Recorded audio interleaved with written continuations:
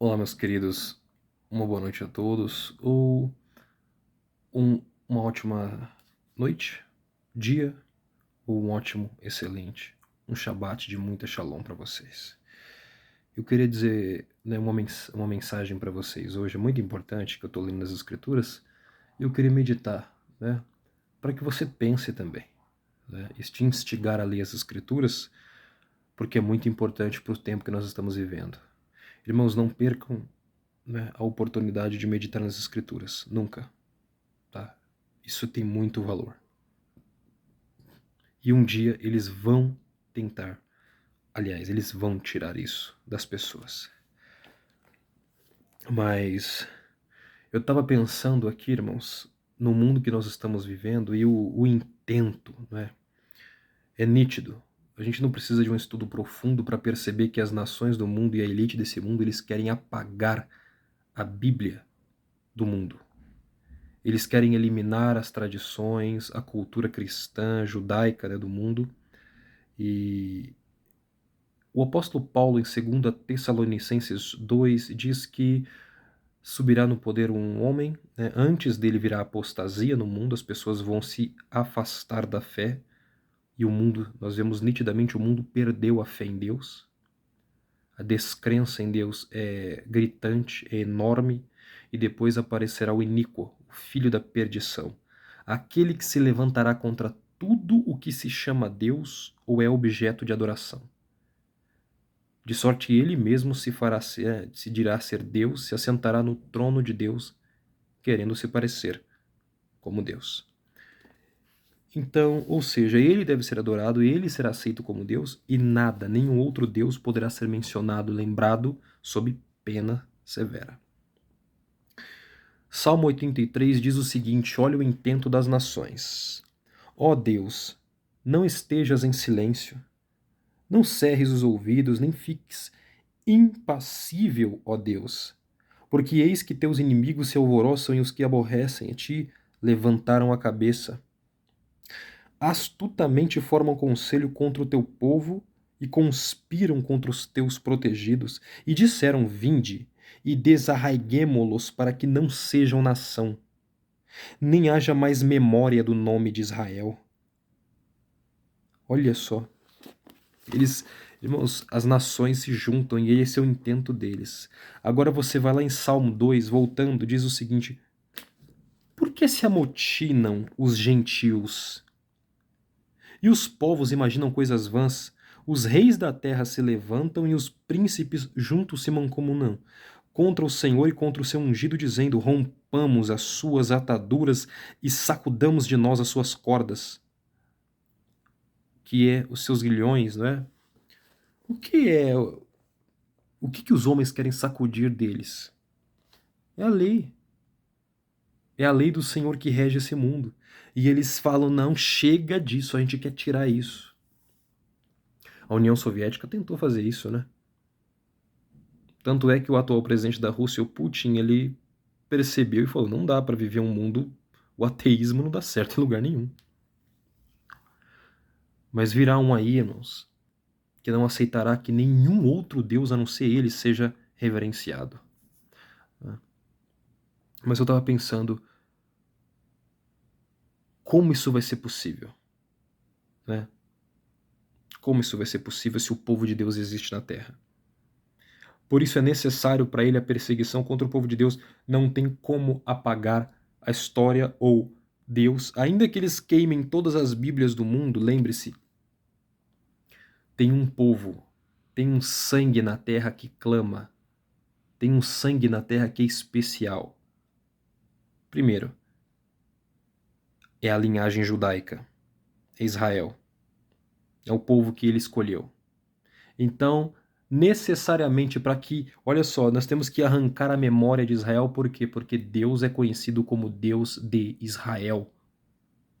Foi por meio do seu povo que ele se fez conhecido e temido no mundo inteiro. Não que ele não pudesse fazer de outro jeito, mas esse é o meio que ele escolheu.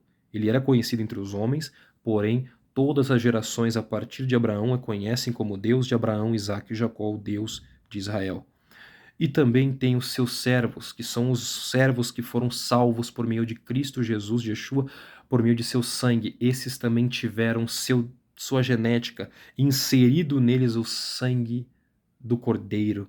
Em nós foi inserido este sangue. São salvos. São aqueles que memorizaram essa palavra, já leram, tiveram acesso e guardaram essa palavra em seus corações. Então eles têm que ser, né, para este novo sistema, necessariamente este povo não pode permanecer.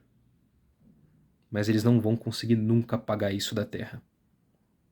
Então, o único caminho, né, o único caminho, ainda que você apague as escrituras, ninguém pode roubar aquilo que já foi posto dentro de nós. Essa palavra, irmãos, que é o grande intento do Senhor neste tempo para mim e para você, que é a vontade do Senhor. Não é que essa palavra esteja escrita apenas em papéis aqui fora. O Senhor quer escrever isso aqui no seu coração e na sua mente. Isso tem que estar aqui na ponta da sua língua. A palavra de Deus tem que ser algo que você fale todos os dias. Tem que ser algo que você medite, que você leia, que faça parte da sua vida constantemente. Sem este alimento, o teu espírito perece. O seu espírito se alimenta desta palavra. Então tem que ser algo que está dentro de você. Você tem que encher-se disso. Encher-se desta palavra. Para que o Espírito de Deus faça-se presente na sua vida. E você entende que o mundo, para conseguir implantar esse sistema que eles querem, não pode haver um Israel no mundo. Não pode haver cristãos no mundo. Não pode haver pessoas que conheçam e temam a palavra de Deus. Ou seja, é um sistema que eles estão fadados a fracassar. Impossível que dê certo, porque ninguém jamais apagará a memória do nome do povo do Senhor da terra. Deixa essa palavra para o teu coração. Encha-se desta palavra. E saiba que nada, e vocês, todos nós vamos entender um dia, irmãos, que nada neste mundo tem mais valor do que isso aqui. Mais valor do que qualquer outra coisa que tenhamos lutado ou conquistado nessa vida. Ensinemos isso para os nossos filhos. Ensinemos isso para nossos filhos, com temor, com amor e com muito empenho. Porque são eles que vão carregar esta palavra num mundo que dia após dia odeia a palavra de Deus. Os homens não querem desapegar de suas vidas pecaminosas e o orgulho tornou-se hoje o senhor deste mundo. Tão orgulhosos que ninguém pode dizer que ele está errado, que é pecado o seu pecado, porque ele não quer ser julgado, ele não quer abandonar sua vida pecaminosa. E as pessoas olham para a situação do mundo e sabem o que elas pensam? O mundo está assim por causa disso, daquilo. Nós temos que fazer políticas sociais para melhorar isso e aquilo. Nós temos que mudar a lei para isso e aquilo. Nós temos que fazer isso e aquilo, isso e aquilo, isso e aquilo. Não.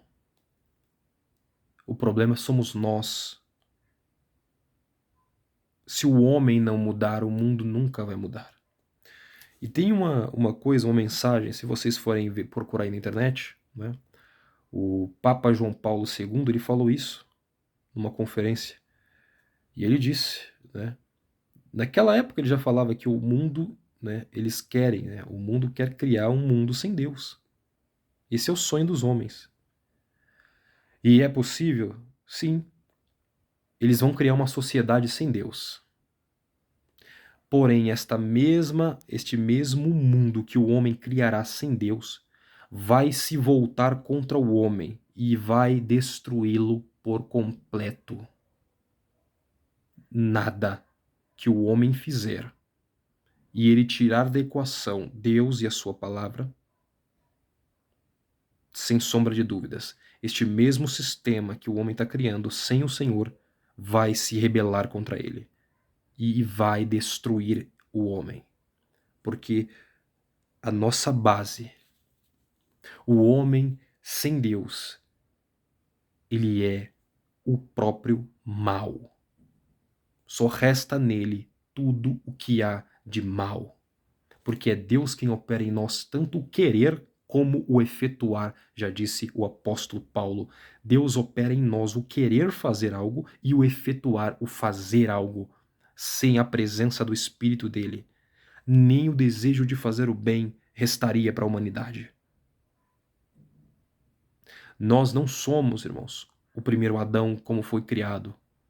Nós fomos tão modificados que o que nós somos hoje é uma sombra muito pequena, um resto, uma fagulha do que foi o primeiro homem. E Deus, por meio da sua palavra e do ato do Senhor, está nos chamando para o princípio.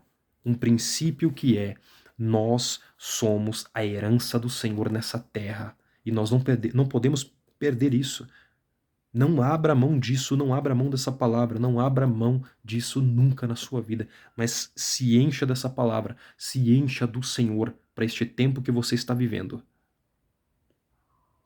Irmãos, eu espero que vocês tenham entendido. Como eu falo nos vídeos passados, o sistema aí no mundo é nítido, acabou. O mundo está ruindo diante dos teus olhos. Veio esse flagelo aí no mundo que afetou o mundo inteiro e mostrou para as pessoas que tudo que elas planejavam, queriam e criavam desabou. Por quê? Porque a gente não sabe como vai ser amanhã, a incerteza que tomou conta. E quando o homem vive sem esperança, quando desde muito os homens e parte da igreja se desconectou do Jesus Salvador, daquele que veio para morrer por nós, para nos dar um reino eterno e inabalável, para dar vida eterna ao homem, e isso não é neste mundo, não é neste sistema, é no que vai vir, que está escrito lá em Apocalipse 21 e 22. Quando o homem perdeu isso, quando o homem agora só se volta para as coisas terrenas, o homem tem esperança aqui o tempo inteiro, é só o foco, é o seu trabalho, é a sua prosperidade, é seus lucros, é a política desse mundo, é os seus negócios dessa vida.